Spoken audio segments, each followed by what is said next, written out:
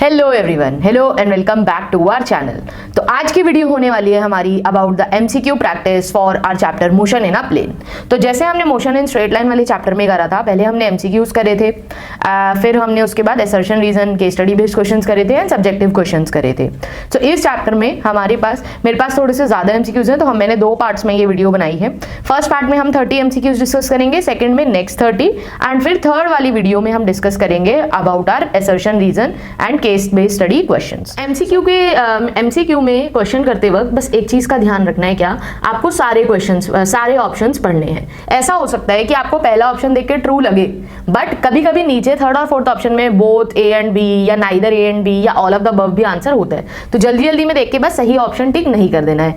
दूसरी इंपॉर्टेंट चीज क्या है कि क्वेश्चन में ध्यान से पढ़ना है, इनकरेक्ट स्टेटमेंट चूज करने के लिए बोला है या करेक्ट। मोस्टली हम जल्दी जल्दी में देखना भूल जाते हैं, या फिर कभी कभी नॉट लिखा होता है कि दिस इज नॉट ट्रू, तो नॉट वाली चीजें क्वेश्चन में ध्यान से पढ़नी है।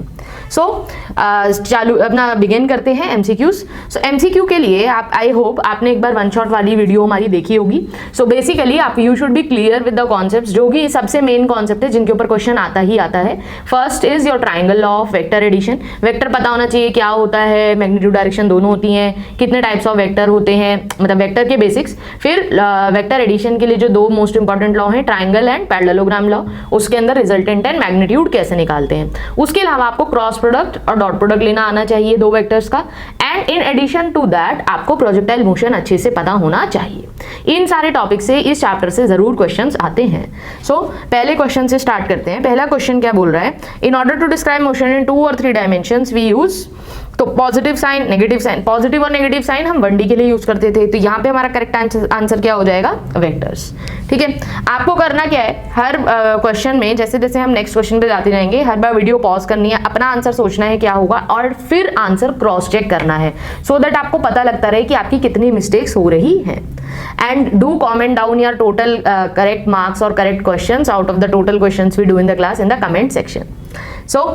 नेक्स्ट क्वेश्चन क्या बोल रहा है, लेंथ गिवन है, ब्रेड्थ गिवन है, रेक्टेंगल की आपसे पूछा है, उसका पैरामीटर क्या होगा। तो मुझे पता है लेंथ ब्रेड्थ दोनों स्केलर क्वांटिटी हैं, पैरामीटर कैसे निकालेंगे, 2 × l+b से। तो 2 × l+b भी एक आपके पास एक नंबर आएगा, तो यानी कि वो कैसी क्वांटिटी होनी चाहिए, वो एक स्केलर क्वांटिटी होनी चाहिए, तो option number B. Straightforward question है। थर्ड क्वेश्चन, अब जितने भी एनसीईआरटी एग्जाम्पलर से एमसीक्यूज आ रहे हैं उनको इंपॉर्टेंट मार्क कर लेना है, क्योंकि वो अच्छे लेवल के क्वेश्चन है। एग्जाम्पलर से most of the times question as it is आ जाता है। तो क्या बोला है, क्वांटिटीज गिवन है, आपको चूज करना है कौन कौन सी वेक्टर क्वांटिटी होती हैं। प्रेशर वेक्टर स्केलर क्वांटिटी है, पावर स्केलर क्वांटिटी है, एनर्जी स्केलर क्वांटिटी है, इंपल्स अभी हम आगे लॉज ऑफ मोशन वाले चैप्टर में पढ़ेंगे, impulse is a vector quantity. Impulse को रिप्रेजेंट कैसे करते हैं, जे से होता किसके इक्वल है, चेंज इन मोमेंटम के। ठीक है, इंपल्स एक वेक्टर क्वांटिटी है। Gravitational potential scalar, electric charge scalar, temperature scalar, area. अब कभी कभी हम आगे आप देखोगे, जब स्पेशली जब आप 12th क्लास में जाओगे तो इलेक्ट्रोस्टैट्स, मैग्नेटिज्म, वो सारी चीजें पढ़ोगे, तो एरिया को हम कभी कभी कुछ सिनारियोज में वेक्टर लेकर चलते हैं फॉर इजी कैलकुलेशन। तो यहां पर हमारा आंसर क्या हो जाएगा, option B, impulse and area. Next question क्या बोल रहा है, suppose an object is at point P point पे था ऑब्जेक्ट, टी टाइम पे पी डैश पे गया। ठीक है, P पे था टी टाइम पे, उसके बाद वो P डैश पे गया, then comes back to P, वापस आ गया मतलब अपने इनिशियल पॉइंट पे। तो डिस्प्लेसमेंट कितनी होगी, ऑब्वियसली डिस्प्लेसमेंट 0 हो जाएगी। तो एक ऐसा वेक्टर जिसका मैग्नीट्यूड 0 हो जाता है, वो इसको क्या कहते हैं, नल वेक्टर। अब यहाँ पर नन ऑफ द अबव क्यों नहीं हुआ आंसर, क्योंकि डिस्प्लेसमेंट पूछा है। डिस्प्लेसमेंट रहेगी वेक्टर क्वांटिटी ही, बट क्योंकि वेक्टर का मैग्नीट्यूड 0 है, तो ऐसे वेक्टर को क्या कहते थे, नल वेक्टर। ठीक है, relation between vectors A and minus lambda A का क्या होगा, तो बेसिकली मैग्नीट्यूड तो क्या हो गया, लैम्डा टाइम्स हो गया ए के, और माइनस साइन क्यों है, क्योंकि डायरेक्शन ऑपोजिट है। तो क्या हो जाएगा, option C, they have opposite directions. क्योंकि मैग्नीट्यूड सेम नहीं, डायरेक्शन सेम नहीं है, तो करेक्ट ऑप्शन हमको, मोस्ट अप्रोप्रिएट ऑप्शन हमें चूज करना रहता है। नेक्स्ट क्वेश्चन में क्या बोला है, करेक्ट ऑप्शन चूज करना है, और बी वेक्टर क्या है, -2 टाइम्स ऑफ ए वेक्टर, मतलब मैग्नीट्यूड के रिलेशन में ही है सारे ऑप्शन, तो मैग्नीट्यूड इक्वल नहीं होगा दोनों का, ऑब्वियस सी बात है, क्योंकि बी का मैग्नीट्यूड डबल है ए के। नेक्स्ट क्वेश्चन में क्या बोला है, आपको दो वेक्टर्स गिवन है, ए बी आर, उनका सम है। करेक्ट फिगर बतानी है, किस चीज के ऊपर बेस्ड है ये question, triangle law of vector addition के ऊपर। तो पहला ऑप्शन देखते हैं, ए ऐसे जा रहा है, बी वाला वेक्टर ऐसे जा रहा है। अब हमने तो साइकिल कंप्लीट कर दी, तो ये तो गलत ऑप्शन हो गया। ट्राइंगल लॉ का कहता है resultant is taken in the opposite order. फिर ए और बी ऐसे, गलत ऑप्शन। ए ऐसे जा रहा है, बी ऐसे जा रहा है, इसमें तो पैरेललोग्राम लॉ तो बीच से आना चाहिए कहीं रिजल्टेंट, गलत ऑप्शन। तो ऑप्शन नंबर डी, ए वेक्टर ऐसे है, बी वेक्टर ऐसे है, उसके बाद रिजल्टेंट ऑपोजिट ऑर्डर में होगा। तो option number D. Next question में क्या बोला है, करेक्ट ऑप्शन अबाउट वेक्टर तो वेक्टर सब्ट्रैक्शन को हम कैसे लिखते थे, vector addition of a positive vector and a negative vector. तो ऑप्शन डायरेक्ट कौन सा हो जाएगा, ऑप्शन नंबर सी। उसके बाद क्या बोला है, ए इज अ वेक्टर। अब ये हमेशा याद रखना है, मैंने ये चीज वन शॉट वीडियो में भी डिस्कस की थी कि वेक्टर को हमेशा रिप्रेजेंट कैसे करेंगे, एक उसका मैग्नीट्यूड होगा और साथ में एक उसका डायरेक्शन होगा वेक्टर का। वेक्टर के साथ मैग्नीट्यूड को मॉड में रिप्रेजेंट करते हैं और डायरेक्शन कौन बताता है वेक्टर की, यूनिट वेक्टर। तो मैंने आपको बताया था अगर यूनिट वेक्टर निकालना है किसी वेक्टर की डायरेक्शन में तो वो कैसे निकालेंगे, वो वेक्टर डिवाइडेड बाय उसका मैग्नीट्यूड। तो यहाँ पे वही पूछा है, unit vector A cap in the direction of vector A, option D, vector divided by its magnitude. अब क्वेश्चन ये इस टाइप का क्वेश्चन नंबर 10 जैसा क्वेश्चन जरूर आएगा यूनिट वेक्टर निकालने का। यूनिट वेक्टर किसके डायरेक्शन में निकालना है, resultant of A and B. तो पहले ए एंड बी का रिजल्टेंट निकालो। रिजल्टेंट अगर कुछ नहीं लिखा तो ऑटोमेटिकली वेक्टर एडिशन आपको करना है। तो रिजल्टेंट क्या हो जाएगा, -3 + 2 -i, -2 + 4 + 2 जे, -3 + 6 तो +3 के कैप। और हमें यूनिट वेक्टर निकालना था इस रिजल्ट, ये आया रिजल्टेंट, इसकी डायरेक्शन में यूनिट वेक्टर क्या होगा, दिस वेक्टर डिवाइडेड बाय इसका मैग्नीट्यूड। मैग्नीट्यूड क्या हो जाएगा, 1 + 2 का स्क्वायर 4 + 3 का स्क्वायर 9। तो ऑप्शन सी 14 आएगा, √14 आएगा इसका मैग्नीट्यूड, तो उससे डिवाइड कर देंगे। Next question, if A is equal to B + C have scalar magnitudes of. अच्छा, तो ऐसे वेक्टर ट्रायंगल लॉ यूज करते हैं। तो अगर ये बी वेक्टर है, ये सी वेक्टर है, बी का मैग्नीट्यूड कितना है, यहाँ पर खाली मैग्नीट्यूड लिख लेते हैं, ठीक है। बी का मैग्नीट्यूड कितना है 4, सी का मैग्नीट्यूड कितना है 3। तो ए वेक्टर ऐसे जा रहा होगा और ए का मैग्नीट्यूड कितना है 5। अब हमें पता है अगर आप यहाँ पे पाइथागोरस थ्योरम सेटिस्फाई हो रही है तो यानी कि ये एंगल 90 डिग्री होना चाहिए। हमसे क्या पूछा है, एंगल बिटवीन ए एंड सी, ये पूछा है थीटा, ए और सी के बीच का एंगल। तो अगर आप कॉस थीटा निकालोगे तो कॉस थीटा क्या होता है, बेस बाय हाइपोटेन्यूज, बेस क्या हो जाएगा 3 और हाइपोटेन्यूज कितना है 5। तो थीटा कितना आ गया, cos इनवर्स 3/5, ऑप्शन ए, ठीक है।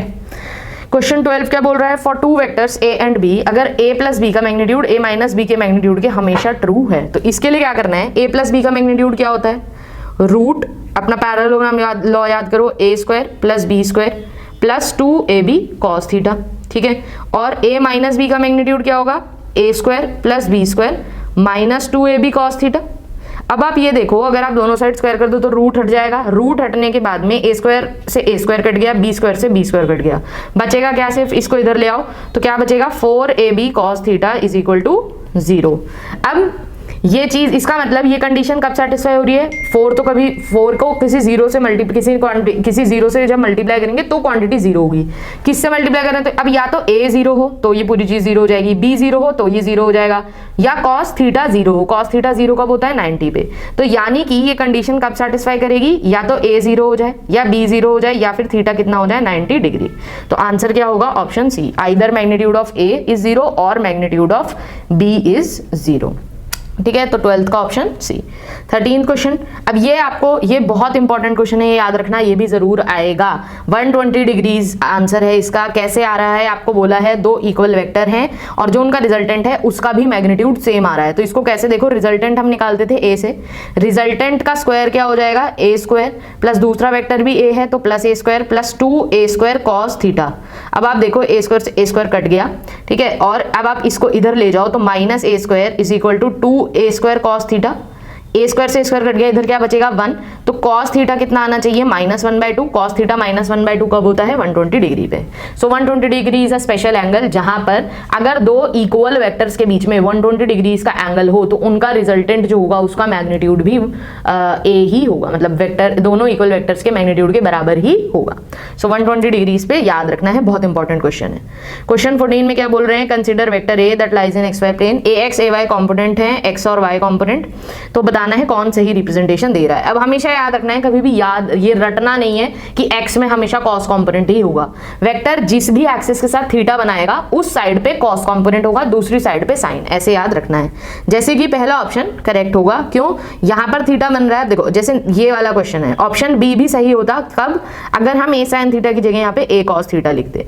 थीटा जिस साइड पे बन रहा है उस साइड पे cos कंपोनेंट बनाना है, चाहे वो x हो, चाहे वो y हो, चाहे वो z हो, कोई भी साइड हो, पर थीटा जहां बन रहा है वहां पर हमें कॉस कंपोनेंट बनाना है, तो ऑप्शन ए करेक्ट आंसर हो जाएगा। Again NCERT exemplar question, component of vector R along x axis will have maximum value. अब कोई भी वेक्टर है, अगर किसी वेक्टर का अगर मैग्नीट्यूड मैक्सिमम चाहिए, अगर आप इस वेक्टर को तोड़ोगे दो पार्ट्स में, तो हमेशा इस वेक्टर से कम ही मैग्नीट्यूड आएगा। मैक्सिमम कब होगा? जब अगर इस वेक्टर का मैग्नीट्यूड आपको मैक्सिमम चाहिए किसी एक डायरेक्शन में, तो मैक्सिमम पॉसिबिलिटी उस वैल्यू की कब हो सकती है? जब पूरा का पूरा वेक्टर एक ही डायरेक्शन में लाई कर रहा हो। सो मैक्सिमम वैल्यू कब होगी? अलोंग एक्स एक्सिस, जब आर ही पूरा का पूरा एक्स एक्सिस के अलोंग लाई कर जाए। तो 15th का आंसर क्या हो गया? बी। नेक्स्ट क्वेश्चन क्या बोल रहा है? Magnitude of vector Q is 5 and magnitude of its y component is 4। तो अगर कुछ गिवन नहीं है तो ऑटोमेटिकली y कंपोनेंट को क्या लेना है? जो हमारा जनरल केस होता है a sine theta.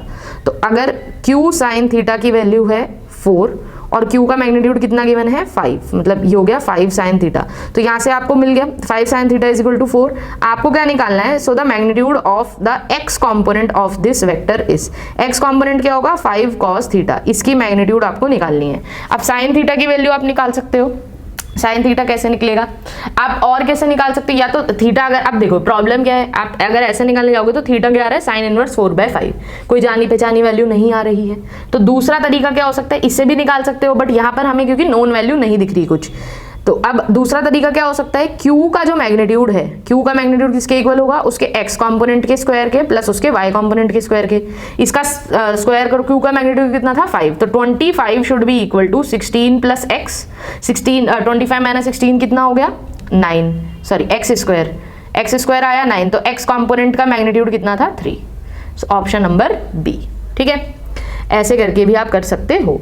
17th question, 2 vector given है, 3 वेक्टर गिवन है, आपको बताना है कौन सी स्टेटमेंट करेक्ट है।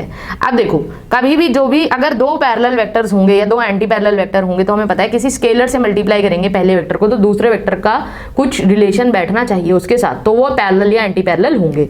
तो Q वेक्टर क्या है? 3i माइनस 4, P वेक्टर क्या है? 3i माइनस 4j, Q क्या है? 6i minus 2j। अगर आप P वेक्टर को 2 से मल्टीप्लाई करो तो आपको Q वेक्टर मिलेगा।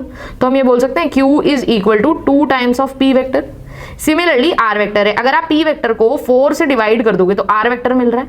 देखो एक बार, P वेक्टर को 4 से अगर डिवाइड कर दोगे तो तीनों ही P के टर्म्स में रिलेटेड, मतलब बाकी दोनों वेक्टर भी P के टर्म्स में आ रहे हैं, यानी कि तीनों वेक्टर्स पैरेलल होंगे। तो ऑप्शन सी। नेक्स्ट क्वेश्चन क्या बोल रहा है? Vector is inclined at an angle of 60 degree with the horizontal, ये हॉरिजॉन्टल है, ये 60 डिग्री।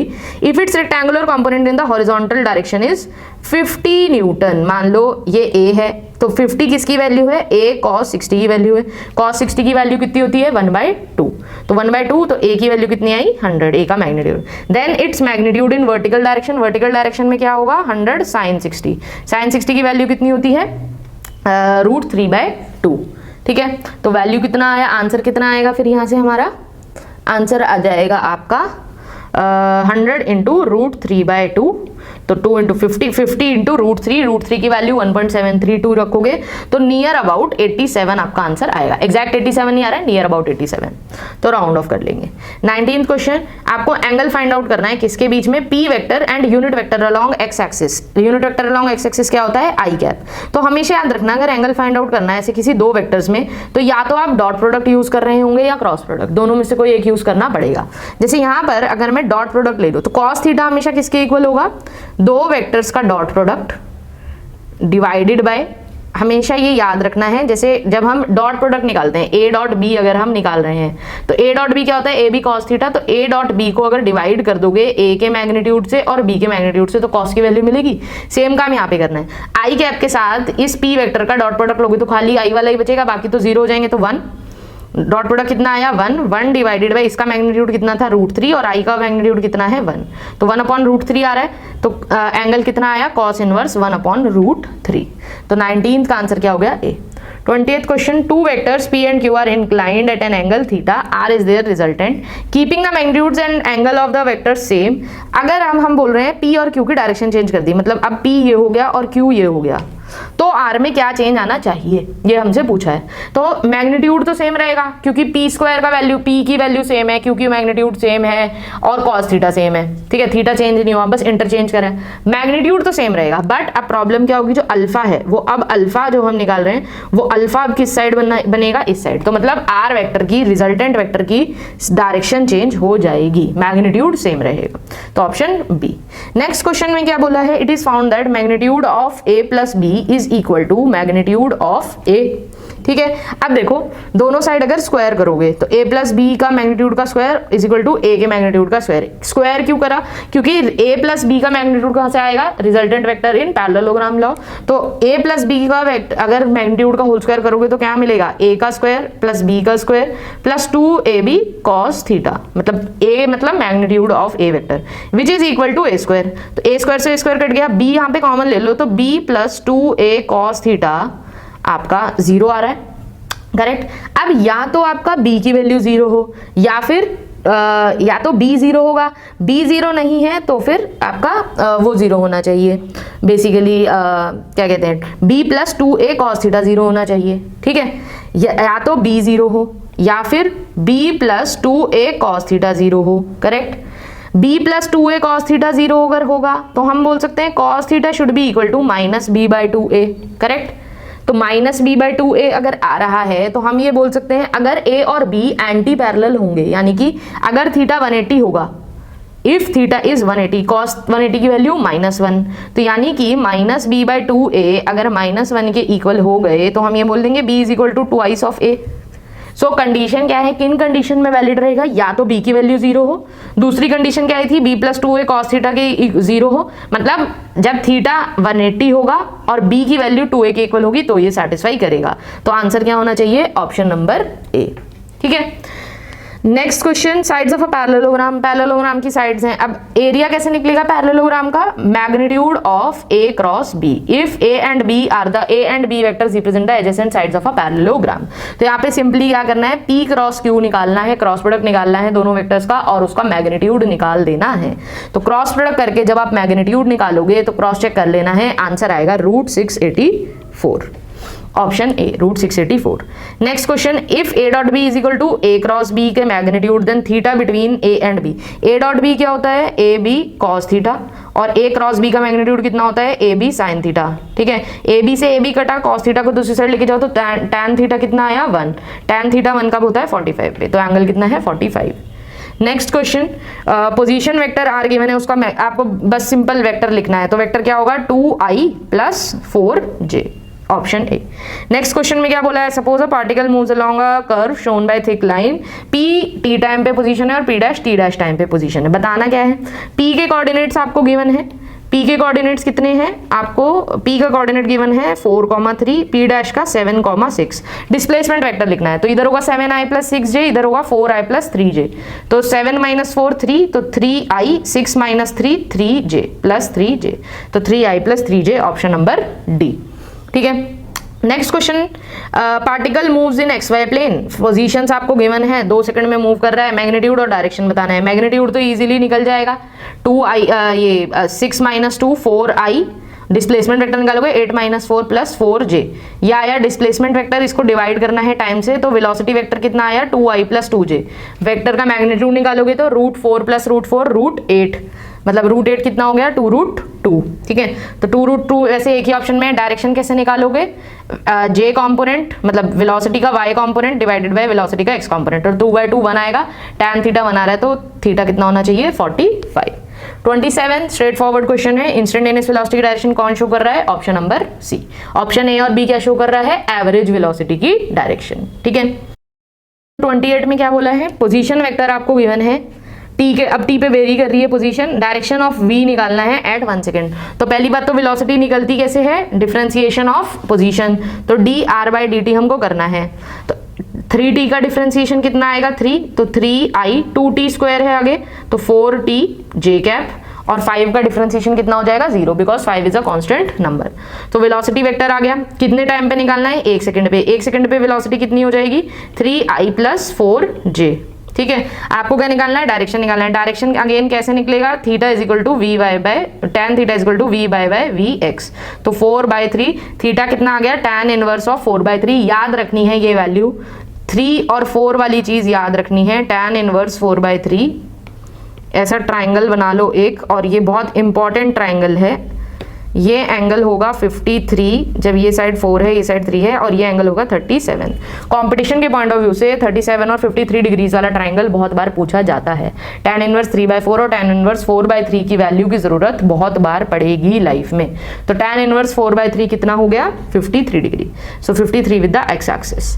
जो हम ये tan theta equal to v y by v x लिख रहे हैं, इसमें थीटा क्या है, मतलब ये v वेक्टर है और ये थीटा है, मतलब विद द एक्स एक्सिस। ठीक है, नेक्स्ट क्वेश्चन, आपको एक्स वाई और जेड कंपोनेंट गिवन है पोजीशन के। ठीक है, तो ऊपर यहाँ पे थोड़ा ज़्यादा स्पेस चाहिए इसको सॉल्व करने के लिए, तो इधर लिख लेते हैं। पोजीशन वेक्टर लिखते हैं, कितना है, a cos omega t i cap plus a sin omega t j cap plus a omega T के कैप। यही है पोजीशन वेक्टर। वेलोसिटी पूछी है, वेलोसिटी कैसे निकलेगी, dr/dt से। अब a तो कांस्टेंट है, तो a को एज इट इज लिख लेते हैं बाहर पहले। cos ओमेगा टी का डिफरेंशिएशन क्या होगा, बताइए। cos ओमेगा टी का डिफरेंशिएशन हो जाएगा a तो हमने बाहर लिखा है, minus omega sine omega t i cap. Sine omega t का डिफरेंशिएशन क्या होगा, plus omega cos omega t j cap.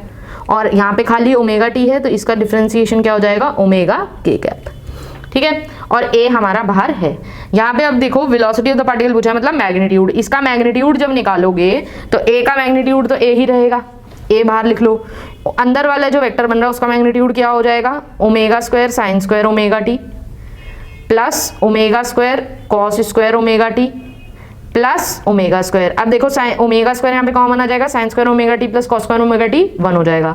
तो यहाँ पर आया ओमेगा स्क्वायर, यहाँ पर आया एक और ओमेगा स्क्वायर, तो कितना हो गया, 2 ओमेगा स्क्वायर। ओमेगा स्क्वायर से रूट के बाहर निकालोगे ओमेगा, तो ओमेगा √2 इंटू ए, तो a ओमेगा √2। आंसर आ रहा है option number a omega √2। Last question अभी के लिए इस वीडियो के लिए कौन सा है, क्वेश्चन नंबर 30 में क्या बोल रहे हैं, coordinates of moving particle. Again position given है, अब इस बार x और y ऐसे अलग अलग गिवन है, तो आप इसको ऐसे कैसे मान सकते हो कि r वेक्टर गिवन है आपको 2t³ आई कैप प्लस 3t³ जे कैप। इसको ऐसे ही सेम ही चीज गिवन है, बस सेपरेट करके दे दी। एक्सेलरेशन फाइंड आउट करना है, ठीक है, सेम काम करना है। वेलोसिटी के पहले वेलोसिटी निकालोगे एक बार डिफरेंशिएट करके, तो 3 2 6t आई कैप प्लस 9t² जे कैप। अच्छा t³ था तो 6t² आई कैप प्लस 9t² जे कैप। एक्सेलरेशन कैसे निकालोगे, इसको फिर डिफरेंशिएट करो, 6 2 12t आई कैप प्लस 18t जे कैप। ठीक है, मैग्नीट्यूड निकालना है। अभी देखो कोई भी आई और जे में तो नहीं है, मैग्नीट्यूड निकालो, टी को बाहर ले लो, टी से मल्टीप्लाई कर देंगे बाद में, अंदर मैग्नीट्यूड क्या आ जाएगा, √12² प्लस 18²। तो अब आप जब √12² प्लस 18² लोगे तो आंसर कितना आएगा, 468, √468। ठीक है, √468 में ऑप्शन कौन सा है, ऑप्शन नंबर बी। एक ऑप्शन ध्यान से पढ़ना, एक ऑप्शन खाली 468 का भी मैग्नीट्यूड हमेशा अंडर रूट में निकलता है, तो आंसर क्या होगा, √468 यानी कि option number B. So this was all about this video. बाकी के जो नेक्स्ट 30 MCQs हैं वो हम अपने इस वीडियो के सेकंड पार्ट में करेंगे, एक सेपरेट नेक्स्ट वीडियो में डिस्कस कर रहे होंगे। अभी के लिए क्या करना है, वापस से सारे क्वेश्चंस एक बार देखने हैं and do comment your total marks in the comment section. आपके 30 में से टोटल कितने क्वेश्चंस करेक्ट हुए, कोई भी डाउट है तो do post your doubts also in the comment section. I will try to resolve them as soon as possible and please go through the one shot video and derivations video of this chapter. It will help you in revising the complete chapter very quickly. So all the best for your exams, and if you found this content helpful then please do like, share and subscribe to our channel. Thank you so much for watching the video. See you in the next video.